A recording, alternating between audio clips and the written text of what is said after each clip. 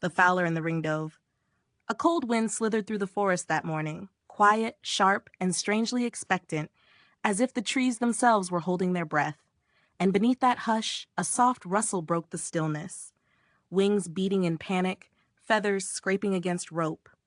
A flock of birds had been caught, and they knew the Fowler would soon return. The trap sat in a patch of pale sunlight, a woven net pulled tight around a dozen trembling birds. Their chirps were thin, frightened things, little sparks of life pressed beneath the weight of dread. Some thrashed helplessly, others cried out, most simply lay still, resigned to whatever fate approached through the trees. But high above, perched on a bending branch, a lone ringdove watched. Her eyes shimmered with worry, but also something brighter, something braver.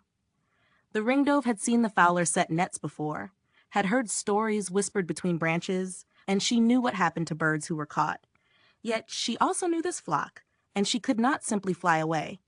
She glided down, landing softly beside the writhing net. "Be still," she murmured. "I'm here." The trapped birds looked up, some with hope, some with disbelief. "You can't free us," an old thrush rasped. "The knots are too tight, and the Fowler will return any moment." The ringdove shook her head. "Not if we work together."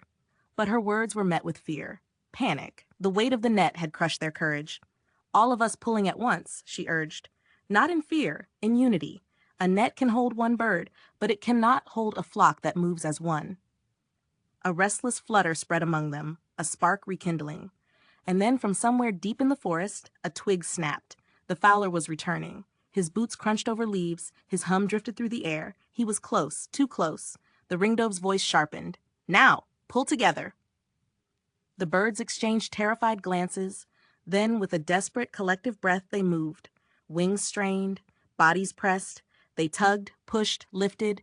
Every feather, every ounce of strength united with purpose. At first, the net clung stubbornly to the ground. But then, snap! A rope loosened, crack, a knot slipped free.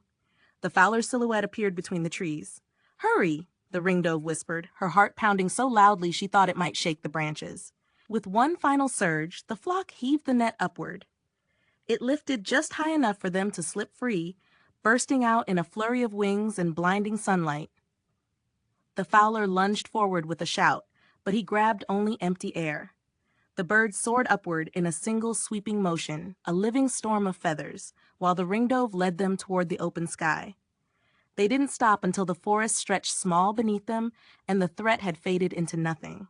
Only then did the flock settle onto a high branch, catching their breath, trembling not with fear now, but with relief. The thrush looked at the ringdove, voice thick with gratitude.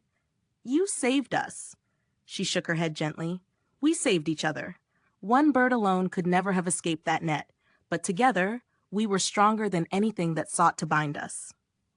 A warm breeze drifted through the leaves as the flock took in those words, and in that quiet moment, high above the world, they understood something they would never forget. When wings beat in unison, even the tightest nets can be broken. Thank you for listening. If you enjoyed this story, please like, share, and subscribe to help the channel grow.